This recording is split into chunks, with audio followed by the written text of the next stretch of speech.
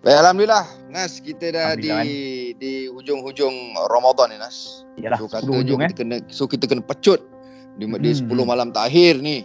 InsyaAllah. Tapi pecut tu pecut macam mana kan? Itulah pasal. Katanya juga dalam minggu ni akan turun Lailatul Qadar, kita tak tahu, kita tak pasti. Sebab itu pagi ni kita bersama dengan Ustaz Dr. Muhammad Luqman Ibrahim, iaitu pensyarah Fakulti Al-Quran dan Sunnah USIM. Assalamualaikum, Doktor. Waalaikumsalam, Ustaz. Waalaikumsalam. Bagi Ustaz ke doktor, Ustaz? Ya. Macam mana, Ustaz? Nak panggil Ustaz ke doktor? Boleh mana-mana, tak ada masalah. Tak ada masalah.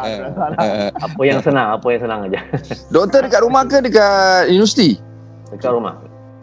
Dekat rumah. Belum buka lagi. Oh, belum buka. Kecuali yang ada bertugas secara itu adalah. Okey. Baik, Doktor. Kita nak tahu pasal Lailatul Qadar. Kita biasa dengar lah. Cuma dengan kawan-kawan kita yang baru dengar ni. Lailatul Qadar ni apa, Doktor? Maksud dia tu. Terima kasih. A'udzubillahi minasyaitonirrajim. Bismillahirrahmanirrahim. Nahmaduhu wa nusalli wa nusallimu ala rasulil karim. Saya nak mula dulu dengan baca ayat Quran surah Al-Qadr dulu. Okey. Baik. A'udzubillahi minasyaitonirrajim. Bismillahirrahmanirrahim. Inna anzalnahu fi lailatul qadr. وما أدراك ما ليلة القدر ليلة القدر خير من ألف شهر تنزل الملائكة والروح فيها بإذن ربهم من كل أمر سلام هي حتى مطلع الفجر. Jadi Mawi, Anas dan Ahmad, ayat yang disebutkan oleh Allah Subhanahu Wa Taala surah Al-Qadr tadi adalah jelas merujuk kepada Lailatul Qadar. Wa ma adraka ma Lailatul Qadr, kamu tahukah apa itu Lailatul Qadr? Iaitu satu malam yang umpamanya ataupun pahalanya, kelebihannya seperti beribadat 1000 bulan. Baik. Secara gambaran mudah, kalau orang tanya apa itu makna Lailatul Qadar, ulama ada pelbagai pandangan dalam hal ini. Al-Qadar ini dengan makna kemuliaan, ketetapan dan semualah kebaikan-kebaikan yang terbukti dengan jelas adalah malaikat turun pada malam itu.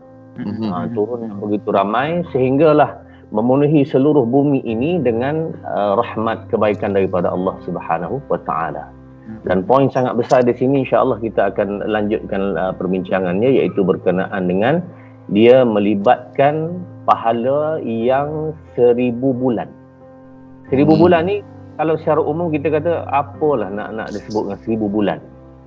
Yang sebenarnya kalau dibahagikan dengan tahun, maknanya lebih kurang 83 tahun 4 bulan. Lebih kurang. Jadi dengan itu kalau kita panjang umur lah 80 tahun, orang yang ibadat pada Lailatul Qadar satu malam je menyamat. Cukup. Faham. Cukup. Daripada dia lahir ni? Ya, daripada lahir. Lahir kita tak ibadat lagi. Itulah. Umur kita baligh itu, sehingga itu, yang itu pun tidak, orang panggil tidak akan sampai usia 80 tahun yang sebenarnya. Jadi itu kelebihan yang sangat besar untuk poin asas lah kepada Lailatul Qadar. Okey, baik Ustaz. Tapi Ustaz, kita sebagai manusia kadang-kadang kita tahu Allah kata satu malam di 10 malam terakhir ni bersamaan 1000 bulan. Tapi manusia dia nak juga tahu macam mana tanda malam Lailatul Qadar ini. So kalau boleh lepas ni nak minta Ustaz tolong jelaskan untuk mereka-mereka yang nak tahu macam mana Lailatul Qadar ni. Orang kata pokok sujud lah, itu macam-macam. Pertama sekali, sidang pendengar dan rahmat Allah sekalian, yang confirm pasti dapat ialah orang beribadat 10 malam. 10 tu? Boleh kata confirm. Itu dapatlah dia mana-mana hari. Baik. Cuma kalau kita tanya berkenaan macam mana nak cam tu dapat ke tak dapat itu. Yang ini yang masuk soalan ni sebenarnya. Allah Subhanahu Wa Taala tidak zahirkan kepastian ini kepada umum, kepada semua manusia, tidak. Dan para ulama menyebutkan kalaulah ada ke tidak pokok sujud dan rukuk, apa lagi lah, terbalik ke apa, tak kira lah. Adakah berlaku perkara tersebut? Kita jawab perkara itu harus sisi Allah. Boleh. Harus. Baik. Tapi perkara ini berlaku kepada bukan semua manusia tapi sebahagian. Dan ini disebut sebagai khawas. Jadi orang yang Allah nak rezekikan kepada dia boleh jadi. Orang biasa-biasa macam kita berdapat boleh jadi. Tetapi bukan semua orang dapat. Baik. Jadi tak payahlah duk tercongok, duk tunggu gitu kan. Bila. Kemudian dia tengok pula esok pagi, redup je ni kan. Malam tadi. Kalau malam tadi makna dah lepas lah. Kita duduk tunggu juga dah. Dia tak ada pasal duk tunggu sebenarnya. Baiklah kita terus beramal, terus sembahyangnya, baca Qurannya dan terus bersedekahnya. Ustaz nak cadangkan antara perkara penting ialah zakat. Zakat fitrah tu wajib lah. Kalau zakat harta, kalau orang buat pada bulan lain pun amat digalakkan untuk dia pindahkan kepada bulan Ramadan. Okey. Kenapa? Kerana satu fardu Allah balas 70 fardu. Masya-Allah. Satu sunat Allah balas ialah 70 satu sunat sama dengan pahala fardu 70 kali. Jadi ulama mengatakan bahawa kalau kita sembahyang subuh, sembahyang subuh kali tu pada hari biasa, kita buat 70 kali sembahyang subuh tu baru sama dengan subuh pada Ramadan. Sebab dia Masya-Allah 70 kali. Allah. Subhanallah. Itu sepanjang Ramadan ke, Doktor? Ya, sepanjang Ramadan. 70 kali ya? Satu fardu dia akan 70 kali ganda. Itu kelebihan. Jadi kalau zakat tu dipindahkan ke Ramadan, Allah besarnya pahala tersebut. Asal aku baru tahu ni. Allah doktor. Kalau doktor bagi tahu awal daripada sebelum 1 Ramadan saya dah start dah. Tak apa. Yang lepas tu lepas. Kita ambil yang macam ni. Jadi maknanya gandakan amal ibadat seperti ini, maka insya-Allah dia akan terkenalah salah satu daripada. Jadi yang itu tak payah ditunggu. Kalau nak tengok pun tengoklah sekejap, tapi amal ibadat tu yang lama. Baik. Jangan congok. Tapi kau tak Ramadan pun kau tetap solat kau dahsyat juga. Allahu Akbar. Jangan gitu Mawi. Mana ada macam tu. Pada aku lebih baik kita tak tahu, tak apa. Okey. Tapi sebenarnya hakikatnya kau dah dapat sekian-sekian. Tapi aku dapat tu pun pasal aku follow kau, aku jadi makmum kau. Apa aku pula ni? Okey, kita dengar kalau kita dapat Lailatul Qadar ni tu, dia jauh lebih baik daripada 1000 bulan. Lebih baik weh. Lebih baik dari 1000 bulan. Dia punya apa dia panggil? Dia punya Ganjaran power, ganjaran power dia tu lah.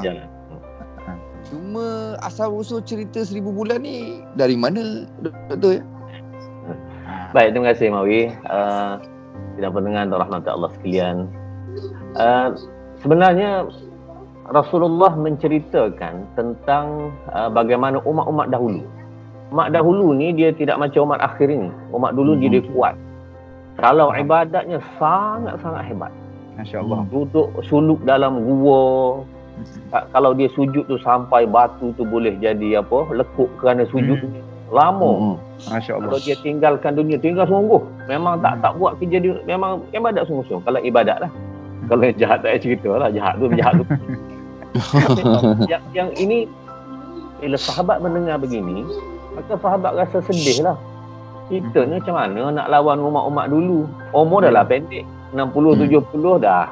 Kita kata dah hujung usia. Kemudian umat dulu 1000 tahun hidupnya, amalan pula penuh. Ada di kalangan mereka dalam tafsir Ibnu Katsir menyebutkan bahawa malam beribadat, siang berjihad 1000 tahun. Jadi itu antara perkara-perkara yang menyebabkan sahabat sedih. Jadi sebagai ganti inilah maka Allah Subhanahu Wa Taala memberi kelebihan kepada umat. Tak apa umat kamu pendek umurnya tapi dapat pula lebih lagi.